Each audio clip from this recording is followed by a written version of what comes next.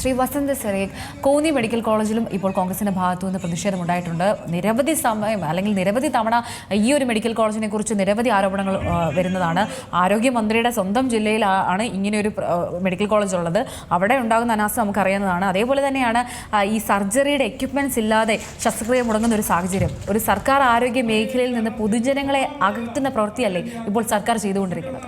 തീർച്ചയായും കഴിഞ്ഞ സർക്കാരിന്റെ കാര്യത്തിൽ, അതായത് ഒന്നാം പിണറായി ഗവൺമെന്റിന്റെ കാര്യത്തിൽ കുറഞ്ഞ പക്ഷം ഒരു PR എക്സസൈസ് എങ്കിലും ആ വകുപ്പിൽ നടക്കുന്നുണ്ടായിരുന്നു. രണ്ടാം പിണറായി ഗവൺമെന്റിന്റെ കാലത്തെത്തിയപ്പോ ബഹുമാനപ്പെട്ട വീണ ജോർജിന്റെ വകുപ്പ് ഇന്ന് വെന്റിലേറ്ററിൽ അത്രമാത്രം നടക്കാനോ ഇരിക്കാനോ എന്തിനേറെ ഞെരങ്ങി നടക്കാൻ പോലും നീങ്ങാൻ പോലും പറ്റാത്ത അവസ്ഥയിലാണ് ആ വകുപ്പുള്ളത്. നോക്കൂ, 8 മാസം മുമ്പാണ് തിരുവനന്തപുരത്ത് പിതാവിന്റെ മൃതദേഹം ഏറ്റെടുക്കാൻ വന്ന മകനെ അവിടുത്തെ സെക്യൂരിറ്റി ഗാർഡ് ആക്രമിക്കുന്നു. തിരുവനന്തപുരം ജില്ലാ ആശുപത്രി സെക്യൂരിറ്റി ഗാർഡ് ആക്രമിക്കുന്നു.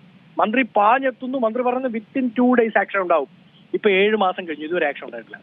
അതുപോലെ വിവിധ ഘട്ടങ്ങളിൽ എന്തെങ്കിലും പ്രശ്നം ഉണ്ടാവുമ്പോൾ മന്ത്രി വന്നിട്ട് പറയും ഇത് എന്റെ പിഴ എന്ന് പറയുന്നതിന് പകരം സിസ്റ്റത്തിന്റെ പിഴവാണ്, ഉടനെ തന്നെ ഞങ്ങൾ ശരിയാക്കും എന്ന് പറഞ്ഞിട്ട് ഇവരത് ചെയ്യുന്നില്ല. ഞാൻ ചോദിക്കട്ടെ, 10 വർഷമാകാൻ പോകുന്നു ഈ സർക്കാർ അധികാരത്തിൽ വന്നിട്ട്. 10 വർഷമായി ഇവിടുത്തെ സിസ്റ്റത്തെ നേരെയാക്കാൻ പറ്റുന്നില്ലെങ്കിൽ ആരുടെ പിഴവാണ്? ആരോഗ്യവകുപ്പ് നമ്പർ 1 എന്ന് പറഞ്ഞുകൊണ്ടാണ്, ലോകത്തിൽ തന്നെ നമ്പർ 1 എന്ന് പറഞ്ഞുകൊണ്ടാണ് രണ്ടാം പിണറായി ഗവൺമെന്റ് അധികാരത്തിൽ വന്നത്. ഒരു ഫേക്ക് PR എക്സസൈസിന് ഇവർ കഴിഞ്ഞ തവണ ഉപയോഗിച്ചത് ആരോഗ്യവകുപ്പിനെയാണ്. പക്ഷെ ഇന്ന് ആ ആരോഗ്യവകുപ്പ് തകർന്ന് തരിപ്പണമായിരിക്കുന്നത് നമ്മൾ കണ്ടുകൊണ്ടിരിക്കുകയാണ്. ഉത്തരേന്ത്യയിൽ ഓക്സിജൻ ഇല്ലാതാവുമ്പോൾ ഹഫീൽഹാന് കൂടെ ചേർന്ന് നിൽക്കുന്ന ഇവിടുത്തെ ഇടത് സൈദ്ധാന്തികർ അല്ലെങ്കിൽ ഇവിടുത്തെ സാംസ്കാരിക നായകർ എന്ന് പറഞ്ഞ് ചമഞ്ഞ് നടക്കുന്നവർ എന്തുകൊണ്ടാണ് കേരളത്തിൽ ആ വിഷയം ഉണ്ടാകുമ്പോൾ അത് ഉയർത്തുന്ന ഡോക്ടറിനൊപ്പം ചേർന്ന് നിൽക്കാത്തത്? ആ പ്രതിസന്ധി ഉയർത്തുന്ന വിഷയത്തിനൊപ്പം ചേർന്ന് നിൽക്കാത്തത്? അവിടുത്തെ രോഗികൾക്കൊപ്പം ചേർന്ന് നിൽക്കാത്തത്? ഡേറ്റ് കഴിഞ്ഞ മരുന്ന് വിതരണം ചെയ്തത് ഈ സർക്കാരിന്റെ കാലത്തല്ലേ? മരുന്ന് വിതരണക്കാർക്ക് പൈസ കൊടുക്കാനുള്ളത് ഈ സർക്കാരിന്റെ കാലത്തല്ലേ? ആശുപത്രി എക്യുപ്മെന്റുകളുമായി ബന്ധപ്പെട്ട് വലിയ വിവാദം, അഴിമതി ആരോപണം ഉണ്ടായത് ഈ സർക്കാരിന്റെ കാലത്തല്ലേ?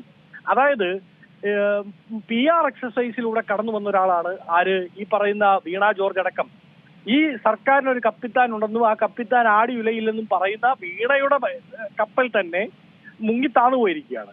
ഏത് ടൈറ്റാനിക്കിനേക്കാൾ വലിയ ആഴത്തിലേക്ക്, ബർമുഡ ട്രയാങ്കിളിനേക്കാൾ വലിയ ആഴത്തിലേക്ക് വീണ ജോർജിന്റെ വകുപ്പാകുന്ന കപ്പൽ താഴെ പോയിരിക്കുകയാണ്. ആ വകുപ്പിനൊരു കപ്പിത്താനില്ല.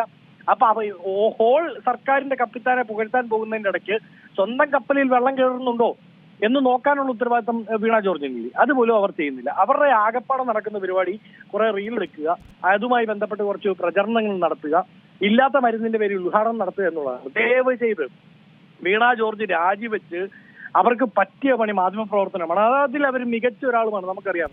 അവർ ആ പണിക്ക് പോകുന്നതായിരിക്കും നല്ലത്. അല്ലാതെ വെറുതെ ഇവരെ കൊണ്ടുവന്ന് മാധ്യമങ്ങളുടെ റെപ്രസെന്റേറ്റീവ് എന്ന് പറഞ്ഞ് അങ്ങ് പ്രതിഷ്ഠിച്ചു വെച്ച് അവരുടെ പിന്തുണ കിട്ടും, നിങ്ങളുടെ അടക്കം പിന്തുണ കിട്ടും എന്ന് പറഞ്ഞുകൊണ്ടാണല്ലോ മാധ്യമങ്ങൾക്ക് ഞങ്ങൾ ഒരു കോട്ട കൊടുക്കുന്നു എന്ന് പറഞ്ഞുകൊണ്ടാണ് ഈ വീണ ജോർജിനെ കൊണ്ടുവന്ന് വെച്ചിരിക്കുന്നത്. പോരാത്തതിന് സഭയുടെ പിന്തുണ. അപ്പൊ ഈ സഭയ്ക്കും ഇവരെ ആവശ്യമില്ല, മാധ്യമങ്ങൾക്കും ആവശ്യമില്ല, ജനത്തിനും ആവശ്യമില്ല. പിന്നെ എന്തിനാണ് വെച്ചോണ്ടിരിക്കുന്നത്?